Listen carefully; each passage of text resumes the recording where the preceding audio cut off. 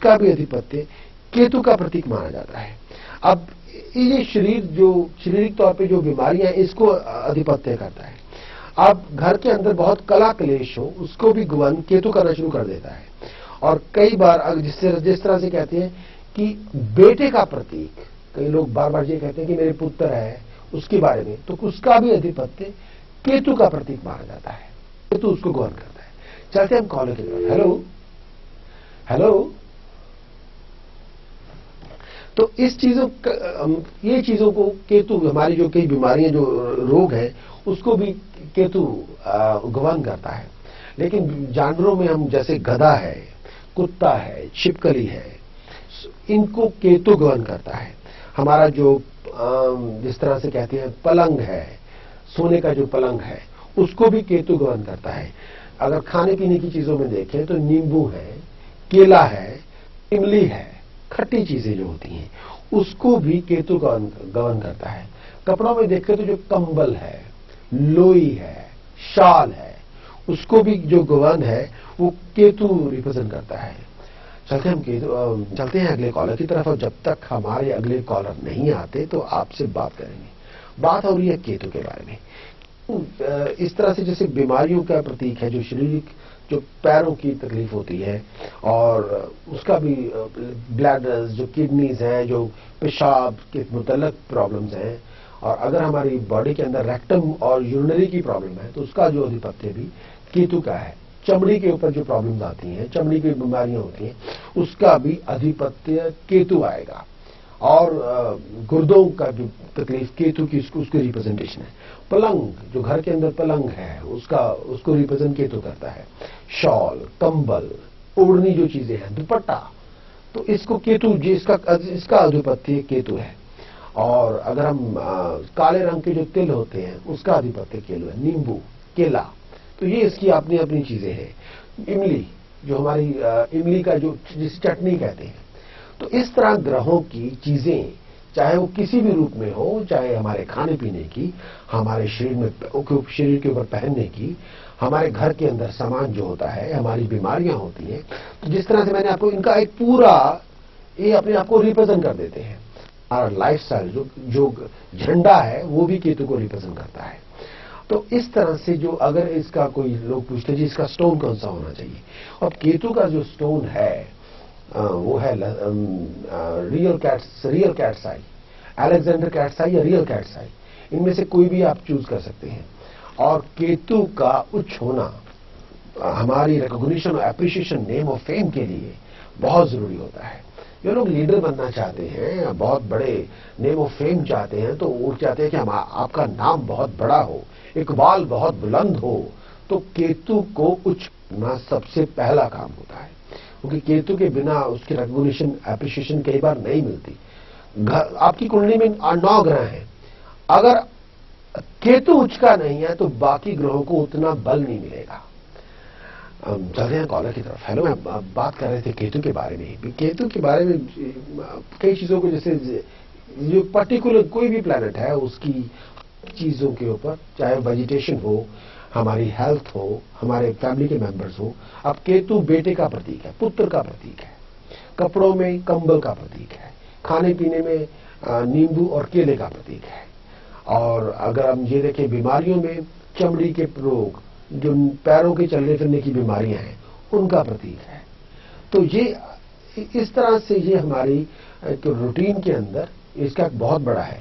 अगर हम देवी देवताओं के बीच में देखें तो केतु गणपति महाराज को रिप्रेजेंट कर देते हैं। जानवरों में कुत्ते का प्रतीक है, गधे का प्रतीक है और छिपकली का प्रतीक है, तो यहां भी उसको वो रिप्रेजेंट करते हैं। तो एक प्लैनेट की कई तरह की, कई डिफरेंट फॉर्म की रिप्रेजेंटेशन है। और पत्थरों में जो लोग पहनते हैं, और उसे कहते हैं अलेक्जेंडर कैट्साई या रियल कैट्साई, उसको केतु उसको रिप्रेजेंट करता है, तो उसका भी प्रतीक है। तो इस तरह से इनका एक अपना एक सिग्निफिकेंस है। अगर कुंडली के जैसे कहते हैं 9 ग्रहों में 8 ग्रह चाहे उच्च के हो, केतु उच्च का नहीं है, तब भी आपको जो अचीवमेंट, रिकॉग्निशन आप चाहते हैं तब तक वो आपको नहीं मिलेगी जब तक आपका केतु उच्च का ना हो।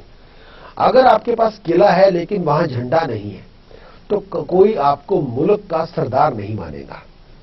किले वाले मान लेंगे, झंडे वाले नहीं है। जो बड़े बड़े कैसे कहते हैं कि जो बहुत चलते हैं कॉलेज की तरफ। फिर हम चलते हैं ज्योतिष चर्चा के बारे में। ज्योतिष चर्चा में मैं बात कर रहा था कि जो केतु का आधिपत्य गणपति महाराज करते हैं। अगर आप केतु की उपासना करना चाहते हैं तो कई लोग ग्रहों के मंत्र करते हैं। मेरा उसके बारे में कोई इतना ज्यादा विश्वास नहीं है अपने आप में। ग्रहों की अपनी जो ग्रह है ये ईश्वर के गुलाम है, यानी भगवान जो है, ईश्वर है, जो कादर करीम है, ये चेयरमैन है। और एक चेयरमैन के नीचे बहुत से डायरेक्टर हो सकते हैं, मैनेजिंग डायरेक्टर हो सकते हैं, फिर उनके नीचे मैनेजर हो सकते हैं, उनके नीचे करिंदे हो सकते हैं, काम करने वाले हो सकते हैं, सुपरवाइजर, असिस्टेंट सुपरवाइजर, ऐसे लोग बहुत हो सकते हैं। तो एक बहुत बड़ी ऑर्गेनाइजेशन के अंदर बहुत लोग करिंदे होंगे। मान लीजिए एक बहुत बड़ी कंपनी है तो उसमें भी एक पूरा सेट पैटर्न होता है जो एक वी शेप का होता है। सबसे पहले टॉप का जो चेयरमैन होगा, उसके नीचे मैनेजिंग डायरेक्टर होंगे, उसके नीचे डायरेक्टर होंगे, उसके नीचे मैनेजर्स आएंगे, उसके नीचे प्रोजेक्ट मैनेजर्स आएंगे, फिर इस तरह से फिर एक काम करने वाले असिस्टेंट्स होंगे, फिर एक बहुत आगे जाके एक बहुत बड़ा एक नॉमेनक्लेचर बन जाता है। तो इसी तरह से मैं ये कहता हूं, जिस शक्ति को लेकर पर्टिकुलर प्लैनेट आगे बढ़ रहा है उस शक्ति की उपासना करनी चाहिए। अब केतु की उपासना, गणपति की उपासना करेंगे तो केतु अपने आप ही खुश हो जाएंगे। तो सीधा सा मंत्र है, ओम गम गणपते नमः। कोई बहुत लंबी चौड़ी बात नहीं करनी। ओम गम गणपते नमः, ओम गम गणपते नमः।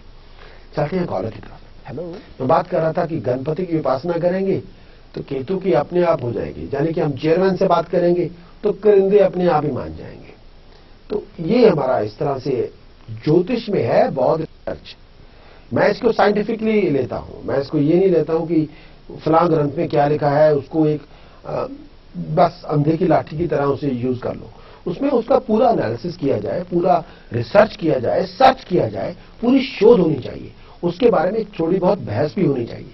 और उसको जितना हम उस तरह से लेंगे, साइंटिफिकली लेंगे, उतना ज्यादा अंडरस्टैंड करेंगे, ना कि सिंपली फॉलो अप करते रहे। फॉलो अप करने से कई बार हमें समझ में नहीं होता, पूरी बात का पता नहीं होता। मान लीजिए किसी के बारे में बात हो रही है, क्या है, क्यों है, किस तरह की डिसिप्लिन है, किस तरह की कैरेक्टरिस्टिक्स है, क्यों है, किस तरह रिएक्ट करते हैं, ये पूरी बात का जानना बहुत जरूरी है। अगर हम ये कहेंगे जी ये फलां है, बस ये इनका पर्सनैलिटी है and that's it, we don't work like that. उसके बारे में किन की पूरा एनालिसिस उसका मिल जाए तो उसको फिर डिटेल में जान ले, पहचान ले, तो वो नॉलेज इज ए पावर। जैसे कहते हैं कि जिसके पास वेल्थ है वो भी पावरफुल है, जिसके पास कैश वेल्थ है वो भी पावरफुल है, किसी के पास बहुत बड़ी लैंड है, प्रॉपर्टी है, वो भी पावरफुल है, और जिनके पास बहुत ज्यादा नॉलेज है वो भी पावरफुल है। तो नॉलेज इज ए पावर। जितनी आपके पास नॉलेज होगी उतनी आप पावरफुल होंगे। चलते हैं कॉलेज की तरफ। कॉलर नहीं आते तो आपसे बात भी करते हैं। तो आज हम बात फिर अपने ग्रहों के बारे में करेंगे, आपकी जन्म कुंडली के बारे में करेंगे। बहुत से बातें हैं। ज्योतिष जो हमारा भारतीय ज्योतिष है, ये एक तरह का बहुत बड़ी साइंस है। तो उस हिसाब से ये को मम्बो जम्बो नहीं है। हम जन्म तारीख लेते हैं, डेट ऑफ बर्थ लेते हैं, प्लेस ऑफ बर्थ पूछते हैं, टाइम ऑफ बर्थ पूछते हैं, आपका नाम पूछते हैं। तो ये जन्म तारीख है, प्लेस ऑफ बर्थ है, टाइम ऑफ बर्थ है, डेट ऑफ बर्थ है, इनका बहुत बड़ा सिग्निफिकेंस है। जब हम ये देखते हैं उस दिन आपका, जब आप पैदा हुए थे, जिस जगह पे पैदा हुए थे, मान लीजिए आप पैदा हुए हैं इंडिया जलंधर, तो आपकी जन्म कुंडली, अगर आप पैदा हुए हैं, मान लीजिए कोई बच्चा आज पैदा हुआ है, शाम के 7 बजे पैदा हुआ है, अगर वो पैदा आज हुआ है इंडिया जलंधर तो उसकी जन्म कुंडली और बनेगी।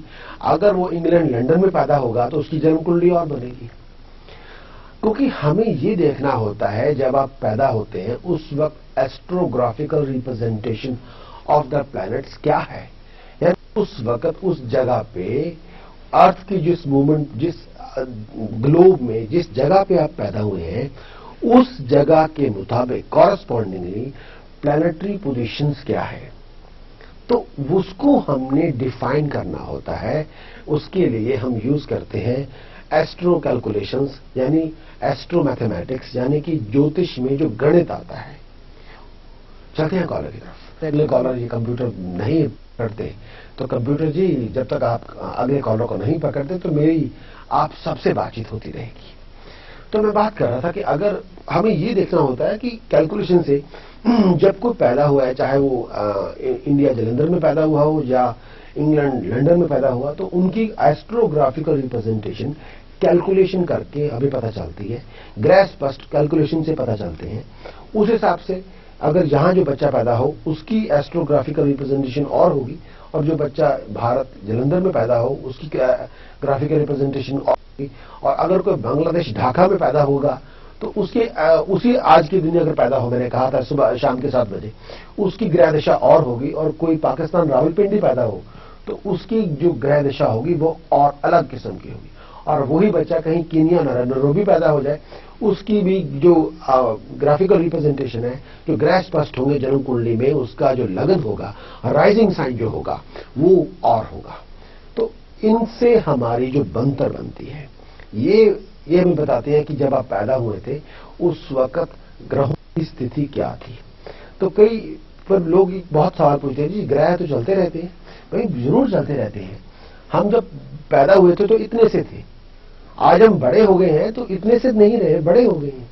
लेकिन हमारे अंदर जो हमारी चलते हैं कॉलेज की तरफ, फिर अपनी ज्योतिष चर्चा की बात, और जिस तरह से उस जो ग्रहों को स्पर्श करना है वही आपकी कुंडली है। और वही जो कुंडली है वो एक तरह का बीज है। जब हम आम खाते हैं तो उसकी एक गुठली होती है, वही उसका बीज होती है।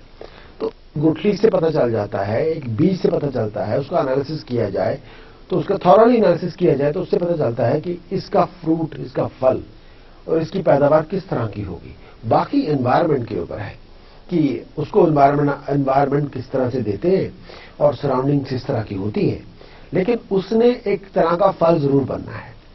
तो इस आपकी जो मुकद्दर है जन्म कुंडली से चलता है, और उसका हम देखते हैं, इसका विश्लेषण करके बताते हैं कि इसमें क्या है क्या नहीं है। अगर उसमें कुछ गैप्स हैं या ऑब्स्टिकल्स हैं या कोई रुकावटें आ रही हैं तो उसको जिस तरह हम उपाय बताते हैं उस हमारा एक काम होता है कि उन रुकावटों को किसी भी तरह से दूर किया जाए। माने एक आपके घर में एक पाइप है, उसमें पानी आ रहा है, तो पाइपलाइन में कोई कहीं कचरा फंस गया तो पानी की शॉर्टेज हो जाएगी या पानी की सप्लाई बहुत कम हो जाएगी, उसकी स्पीड कम हो जाएगी, उसका वॉल्यूम जो पानी का वो कम हो सकता है। एक इंजीनियर की भांति आप ज्योतिषी ये करेगा, एस्ट्रोलॉजर ये कर सकता है अगर ज्योतिष के हिसाब से कि उस जो पाइप में जो कचरा फंस गया है उसको आप निकाल सकते हैं। तो अगर सप्लाई पीछे से पूरी तो वो पूरी हो सकती है, या इस तरह का साधन किया जा सकता है कि सप्लाई बढ़े या उसका एक किसी तरह से उसे इवॉल्व किया जाए। तो ये काम एक एस्ट्रोलॉजर का होता है कि पहले उसको एनालाइज किया जाए, फिर उपाय के साथ अगर कोई रुकावट है, कहीं पे आप अटके हुए हैं, कोई पता नहीं चल रहा, तो उसका कोई थोड़ी बहुत हेल्प की जाए। मान लीजिए कोई आज एशिया से अपने वतन से चलते हैं कॉलर की तरफ, हेलो कॉलर की तरफ, और करते हैं आपसे बातचीत।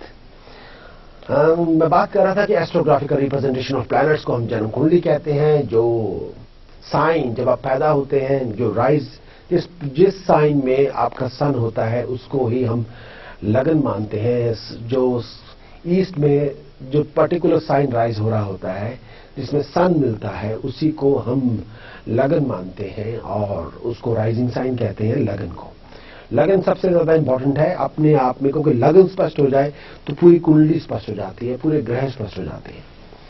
तो एक बात और होती है, मेरी छोटी सी इंफॉर्मेशन होती है, कई बार लोग कुंडलियां बनवा लेते हैं, लेकिन कई ज्योतिषी, खासतौर पे वो ज्योतिषी जो बाहर बैठे होते हैं, इंग्लैंड में नहीं, जो इंडिया में बैठे होते हैं, जिन्हें यहाँ के टाइम फ्रेम का नहीं पता, और वो लॉन्गिट्यूड लैटिट्यूड नहीं लेते, सीधा टाइम कन्वर्शन करके लोकल टाइम लगा के और उसी हिसाब से जन्म कुंडली बना लेते हैं।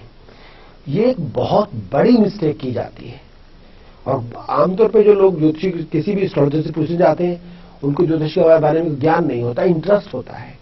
तो कई बहुत से लोग